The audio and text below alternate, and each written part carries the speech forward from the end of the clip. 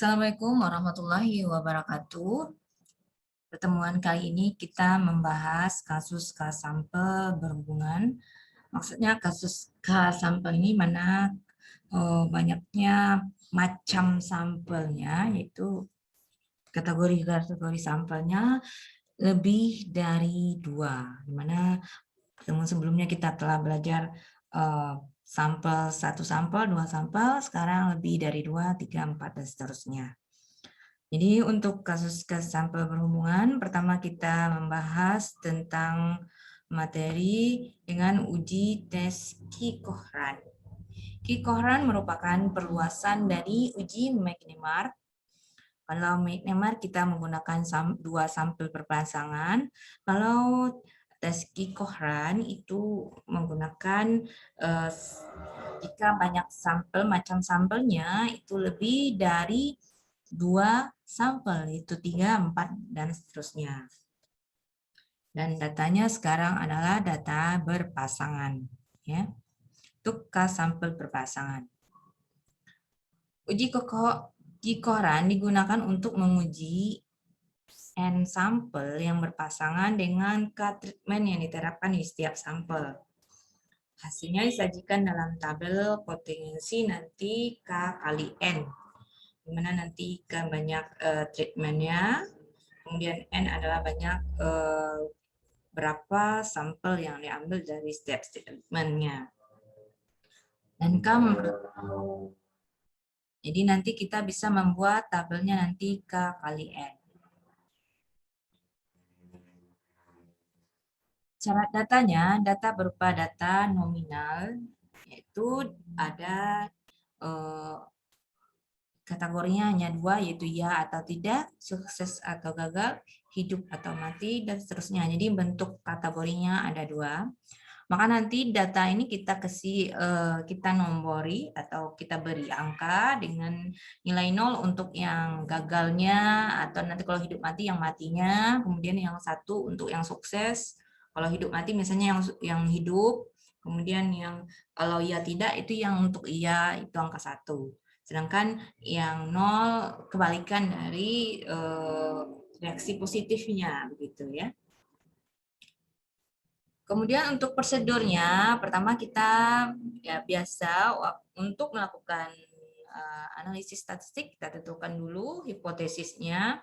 Jadi hati-hati dalam menentukan hipotesis, di mana letak H0, di mana letak H1, jangan sampai tertukar. Kemudian yang kedua, tentukan tingkat signifikan yang dihendaki, yaitu dengan menggunakan alfa berapa persen, 5%, 1%, 10%. Kemudian menentukan statistik ujian yang digunakan, yaitu menggunakan Q-Cohran. Kemudian setelah statistik uji kita peroleh, kita bandingkan dengan daerah kritisnya atau H0 jika Q-Cohran atau observasi lebih besar dengan harga Q-Quadrat tabel. Jadi nanti kita bandingkan harga ini dengan tabel Q-Quadrat itu pada tabel C, ya, tabel C. Nanti ada pada e-book yang telah diberikan. Kemudian terima H0 jika Q observasi lebih kecil dari harga Q kuadrat tabel. Kemudian melakukan perhitungan. Pertama, untuk data yang bersifat dikotomi atau terpisah 2, ambil risiko 1 untuk siap sukses dan 0 untuk gagal. Jadi pokoknya yang bereaksi positif itu kita kasih dengan angka 1, kemudian yang negatifnya nanti lawannya adalah 0. Karena dia hanya 2 kategori ya. Kemudian menuangkan skor tersebut dalam tabel, jadi nanti kita buat tabelnya, ya. Kemudian berapa banyak tabelnya, nanti kita N merupakan banyak kasus, kemudian K adalah merupakan beberapa kategorinya nanti. Kemudian menentukan harga Q dengan mensubstitusi harga ke dalam rumus berikut.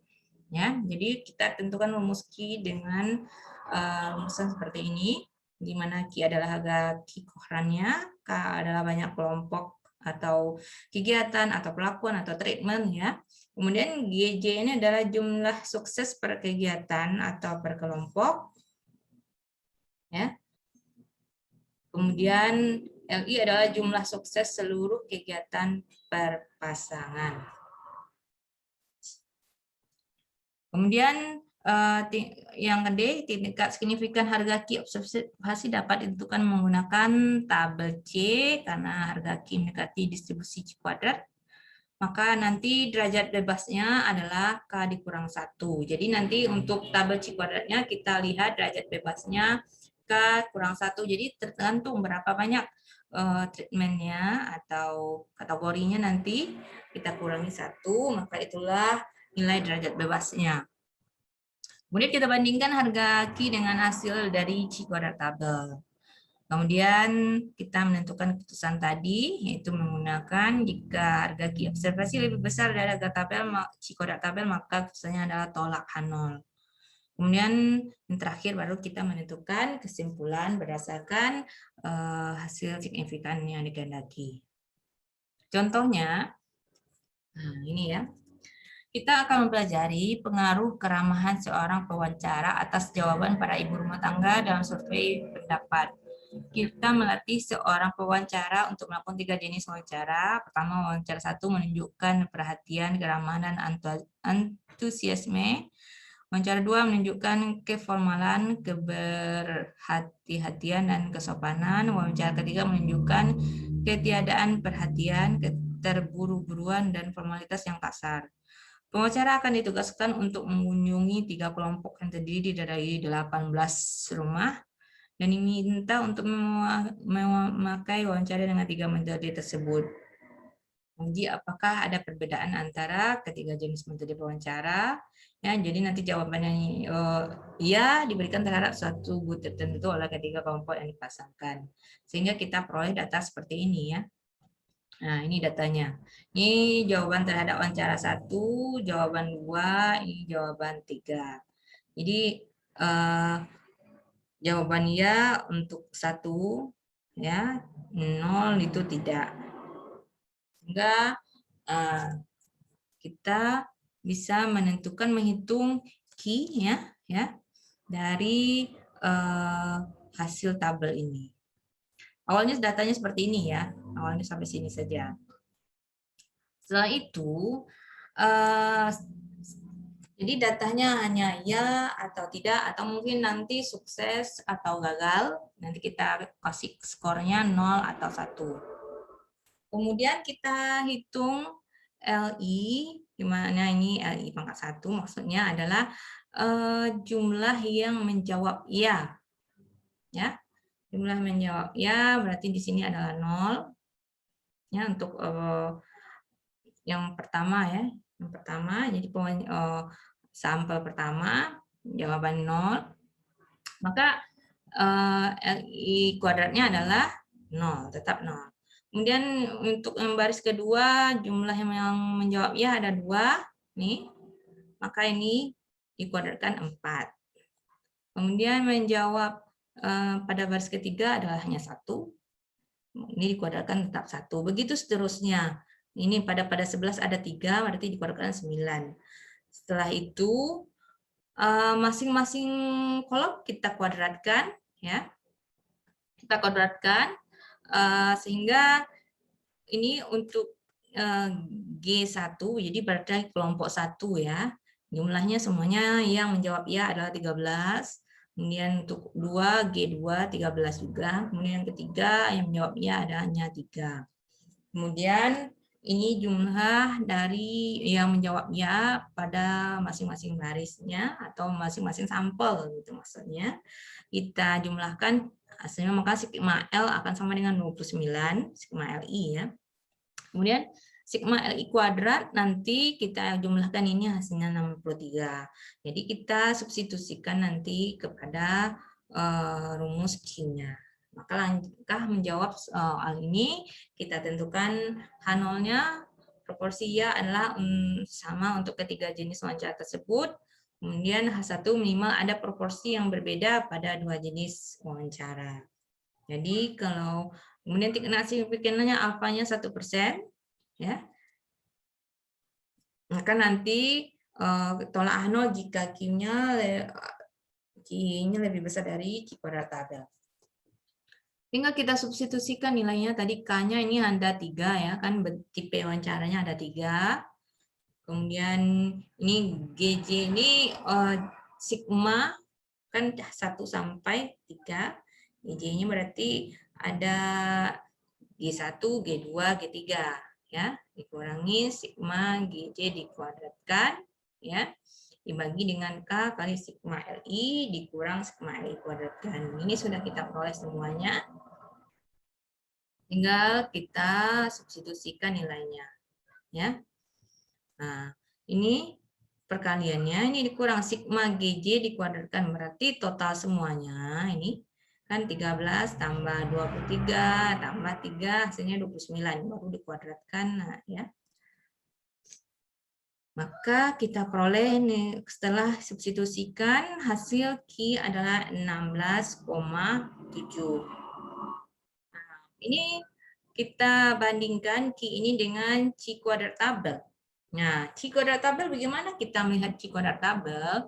Itu ada di halaman 249 atau tabel C pada e-book ya. Telah di-share atau diberikan. Kita lihat bahwa K-nya tadi data kita hanya ada 3 kelompok atau 3 bentuk tipe sampel. Itu ada 3, berarti K-nya ada 3 ya. Berarti derajat bebas pada tabel ini derajat bebas ya, DF. Nah, derajat bebasnya berarti K dikurang 1 berarti 2 ya, 3 kurang 1 2. Kemudian alfanya adalah 0,1 ya, 1% atau 0,01. Maka kita lihat DF2 pada baris nilai angka 2 dan kolomnya 0,01, maka tabel C kuadratnya kita peroleh 9,21 ya. Maka sekarang kita ambil kesimpulan karena kita bandingkan kriteria ujinya Q dengan ini mana yang besar. Ternyata nilai Q lebih besar dari Q kuadrat tabel, maka H0 kita adalah menolak. Jadi kita menolak H0, jadi minimal ada proporsi yang berbeda ya pada misalnya minimal ada 2 jenis yang berbeda. Jadi terdapat jadi dari kesimpulan kita ya, dengan tingkat kepercayaan 99% dapat dikatakan bahwa minimal ada proporsi ya yang berbeda pada 2 jenis wawancara. Cuman kita tidak tahu mana yang berbedanya. Kalau ada uji lanjut lagi, kita ada lagi tesnya. Tapi untuk sampai saat ini, jika kita mau membuktikan bahwa ada perbedaan saja ya dari ketiga ini, maka ternyata terdapat perbedaan dari ketiga jenis wawancara tersebut.